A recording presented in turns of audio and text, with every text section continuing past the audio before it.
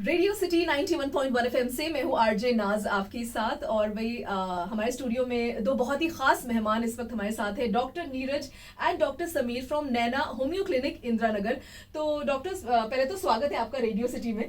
बहुत बहुत धन्यवाद। और नैना होम्यो क्लिनिक इंदिरा नगर, इसके बारे में सर बताइए, क्या सर्विसेज प्रोवाइड करते हैं और लोग आपको कैसे कांटेक्ट कर सकते हैं?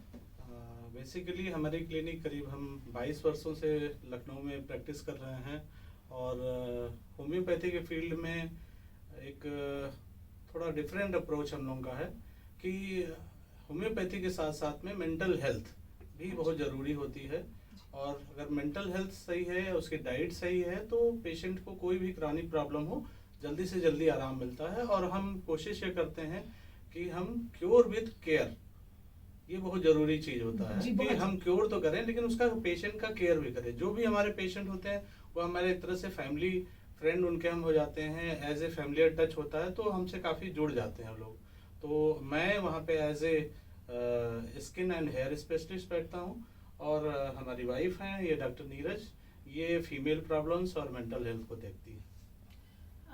बिल्कुल सही बात है। एक्चुअली जब तक हम लोग कोई भी सिस्टम हो मेडिसिन का, जब तक हम डाइट और लाइफस्टाइल करेक्शंस उसमें नहीं करते हैं तब तक थोड़ा सा मुश्किल होता है पेशेंट का ठीक होना। क्योंकि ये तो अब रिसर्च प्रूवन है कि बहुत सारी चीज़ें जो हैं वो हमारे डाइट और लाइफस्टाइल उसकी वजह से बहुत डिजीजेस होने लगे हैं। अपार्ट फ्रॉम दैट जो ये स्ट्रेस रहा है स्पेशली पिछले 2020 से जो ये स्ट्रेस रहा है उसकी वजह से भी बहुत सारी चीज़ें देखने में आई हैं। और ये और भी ज़्यादा दिखने लगा है कि मेंटल हेल्थ किस कदर ज़रूरी है। पोस्ट कोविड जो प्रॉब्लम्स हैं उसमें भी हम लोगों ने बहुत देखा कि पेशेंट्स को बहुत ज़्यादा ज़रूरत होती है। डॉक्टर हम लोगों ने जो प्रैक्टिस की है उसमें फ़ोन पे काफ़ी हद तक हम लोगों ने, जब लॉकडाउन था उस टाइम भी प्रैक्टिस कर रहे थे, तो फ़ोन पे कंसल्टेशंस होते थे, तो पैनिक में रहते थे इतना पेशेंट, क्योंकि एक तो प्रॉब्लम का पैनिक, जो डिजीज़ है उनको उसका प्रॉब्लम है, उसकी वजह से वो घबराए हुए हैं। और दूसरा कि वो क्लिनिक पे आ नहीं सकते क्योंकि एक बहुत बड़ा खौफ था कि कितना भी प्रिकॉशंस हों फिर भी हमें हो सकता है कोविड। तो काफ़ी सारे लोगों ने हम लोगों से ऑनलाइन कंसल्टेशन लिया था उस समय। तो ये पिछले 1 साल में काफ़ी नई चीज़ें हम लोगों ने भी देखी। प्रैक्टिस तो हम लोग 22 साल से कर रहे हैं, लेकिन 1 साल का जो अगर मैं सिनेरियो कहूँ तो बहुत ही डिफरेंट हो गया।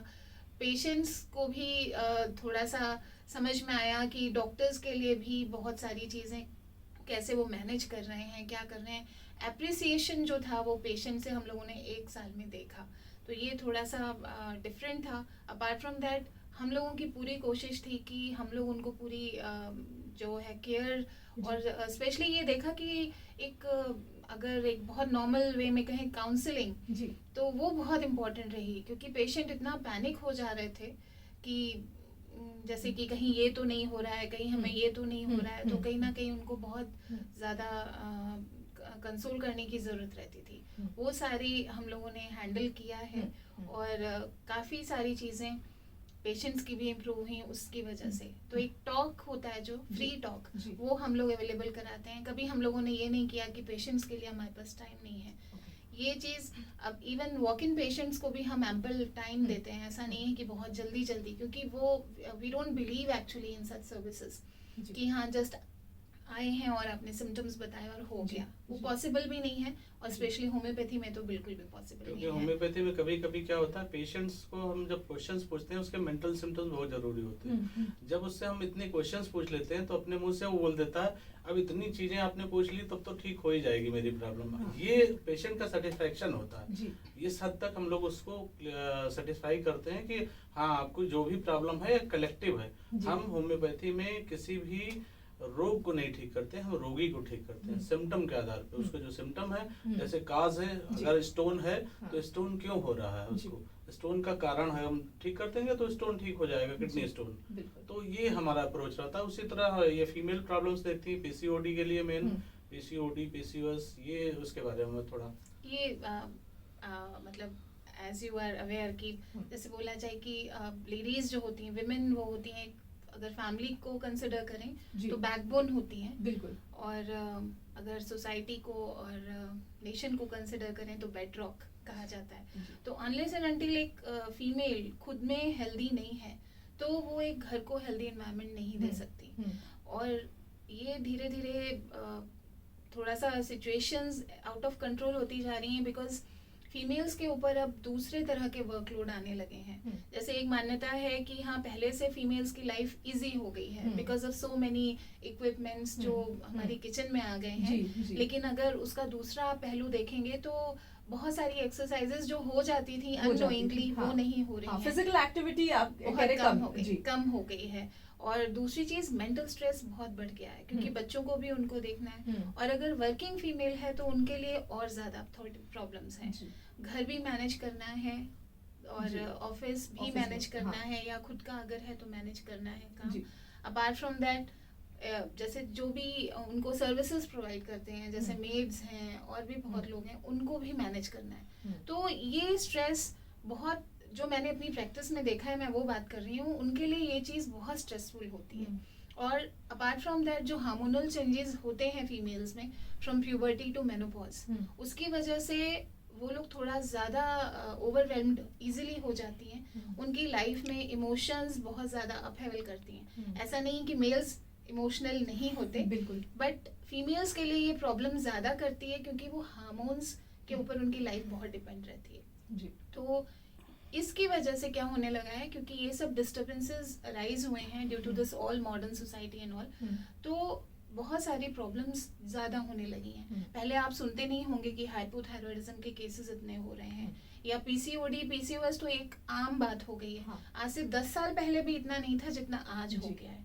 और उसके अलावा और भी जो 10 तरह की बहुत सारी तरह की प्रॉब्लम्स हैं। और फिर उसका जो रिजल्ट हमें आता है वो होता है इनफर्टिलिटी, जो एक तरह से इंडियन सोसाइटी में तो टैबू है। तो फीमेल्स मेरे पास जो आती हैं यंग एज में उनकी फैमिली इस तरह से परेशान होती है कि आगे चल के ये प्रॉब्लम होगी।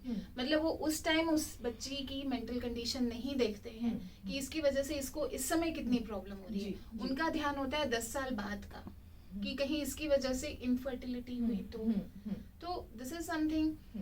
जबकि ज़रूरत है कि उसी टाइम जो स्ट्रेस के रीजंस हैं उनको क्लियर किया जाए, बहुत ज़्यादा इम्पोर्टेंट है। तो होम्योपैथिक मेडिसिन इस चीज़ में बहुत एफिशिएंटली काम करती हैं बिकॉज बेस वही है wholesome approach from all mental emotional and physical symptoms. Doctors आप दोनों की बात में एक चीज़ जो निकल के आई है वो है मेंटल हेल्थ। जैसे कि हमारे हिंदुस्तान में साइकियाट्री को इतना ज़्यादा इम्पोर्टेंस नहीं दिया जाता है। अगर आपकी कोई बीमारी है तो उस बीमारी को ठीक किया जाता है, लेकिन डिप्रेशन या मेंटल हेल्थ के बारे में ना ज़्यादा बात करी जाती है, ना बहुत सारे ऐसे लोग हैं जिनके पास जाते हैं। जैसे अब्रॉड में तो फिर भी होते हैं, there are doctors specially for this, जहाँ पे हम मूवीज में अक्सर देखते हैं कि पेशेंट कंफर्टेबली एक चेयर पे बैठा है, सामने एक डॉक्टर बैठा है और वो उनकी प्रॉब्लम सुन रहा है। लेकिन ये सब चीज़ें लखनऊ में देखें या इंडिया में देखें तो नहीं है, और आप लोग मेंटल हेल्थ पे ज़्यादा जोर डाल रहे हैं, तो इसकी क्या वजह है? मेंटल हेल्थ बेसिकली देखिए, हमारा जो सिस्टम है, पूरा सिस्टम हमारा एक ग्लैंड है, उसको बोलते हैं मास्टर ग्लैंड। मास्टर ग्लैंड हमारे बिल्कुल सेंटर ऑफ हेड यहाँ पे होते हैं, उसको पिट्यूटरी ग्लैंड बोलते हैं। अगर पर्सन स्ट्रेस में है तो उसकी पिट्यूटरी डिस्टर्ब होगी, पिट्यूटरी से उसका थायराइड डिस्टर्ब होगा, थायराइड डिस्टर्ब होगा तो उसकी मेटाबॉलिज्म, उसका हार्मोन सिस्टम सब कुछ लिंक्ड है। और यहाँ तक कि गैस्ट्रिक अल्सर भी हमारे स्ट्रेस से होता है। हमकी लीवर की प्रॉब्लम हमारी जो होती है स्ट्रेस से होता है। डाइजेस्टिव प्रॉब्लम लोग दवा करते रहते हैं, खाते रहते हैं, लेकिन अगर उनका स्ट्रेस नहीं ठीक होगा तो वो नहीं ठीक हो सकते हैं। तो उनको हम पहले काम डाउन करते हैं, बताते हैं ये आपको स्ट्रेस है। किसी को एंजाइटी या किसी की इंसल्ट हो जाती है, किसी को ग्रीफ रहता है, तो वो कारण बन जाता है लगातार डिप्रेशन में। डिप्रेशन कहना आसान है, लेकिन उसको जो झेलता है वो उसके लिए उससे बाहर निकलना बड़ा मुश्किल होता है। उसके लिए थर्ड पार्टी की जरूरत पड़ती ही पड़ती है। तो वहाँ पे डॉक्टर्स क्या करते हैं, जैसे हम लोग क्या करते हैं, पेशेंट का पहले कारण ढूंढते हैं कि क्या हो रहा है इसके साथ, क्या सराउंडिंग है इसकी, क्या इनसे मतलब कभी कभी 5-6 साल पहले जो घटना होती है उसका असर उसकी हेल्थ पे ओवरऑल काउंसलिंग आप लोग करते हैं? यस, काउंसलिंग भी, और साथ में होम्योपैथिक मेडिसिन उसको काम डाउन करती हैं, पूरे सिस्टम को हील करती हैं, और ये इस तरह से ठीक होता है। एक्चुअली तो प्रॉब्लम ये है कि पेशेंट, इंडिया की बात अगर करें तो पेशेंट खुद को भी एक एक्सेप्टेंस जो होती है कि हम डिप्रेशन के पेशेंट हैं, या हमें डिप्रेशन हो गया है, या हमें कुछ ऐसे सिम्टम्स हैं जो ये एंजाइटी है या कुछ है, वो खुद उनको भी एक्सेप्ट करने में प्रॉब्लम है। मतलब वो बिल्कुल। एक्सेप्ट नहीं करना चाहते कि ऐसा कुछ है मेरे साथ। हाँ।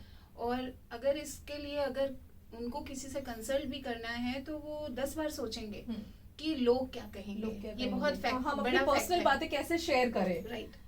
जी तो ये एक वजह है कि इंडिया में थोड़ा सा आप जो बोल रहे हो कि बहुत ओपन नहीं है, जी। लेकिन हाँ चेंजेस आ रहे हैं। क्योंकि एक तो फैक्ट है कि ओवरऑल ग्रोथ के लिए जी सबसे इम्पोर्टेंट चीज़ है कि आप स्पेशली जो इमोशंस हैं सारे आपके, जी और जो ये दूसरी चीज़ें हैं जिनके लिए एक थेरेपी की ज़रूरत होती है, जी तो वो चीज़ें क्लियर ऑफ हो जाएं। अदरवाइज एक हाइंड्रेंस का काम करती हैं। ओके और अगर जैसे मेंटल ग्रोथ है या किसी भी मायने में ग्रोथ है, जैसे प्रोफेशनली अगर कोई ग्रो करना चाह रहा है, तो ये सब चीज़ें बहुत आड़े आती हैं। आप वो कभी भी कहीं भी आपको एज अ हाइंड्रेंस पोज कर देंगी तो आप वहाँ पे स्टक हो जाते हैं, बिल्कुल और कई बार वहाँ स्टक होने के बाद फिर से डिग्रेड हो जाता है। जी और वो ये तो खाली आपको दिखेगा कि यहाँ ये प्रॉब्लम आ रही है, बट वो फिजिकली मैनिफेस्ट होने लगता है। हाँ किसी को किसी वे में, किसी को किसी वे में। जी। ये सब चीज़ें हैं।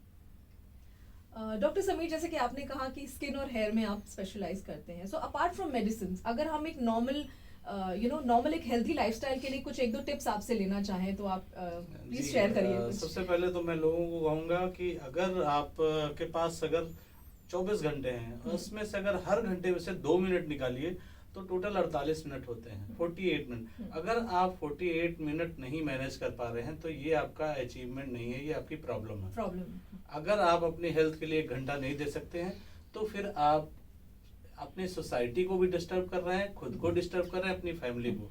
तो मैंने तो करीब 5 साल योगा सेंटर भी चलाया है। अच्छा। मैंने अपने पेशेंट्स को मैं बोलता था कि जाके आप योगा करिए, योगा करिए। आपको अच्छा लगेगा तब फिर आप ये करिएगा। हाँ। और इस तरह से लोगों को मोटिवेट करते रहे, और पूरे लॉकडाउन हम लोगों ने ऑनलाइन क्लासेस चलाई।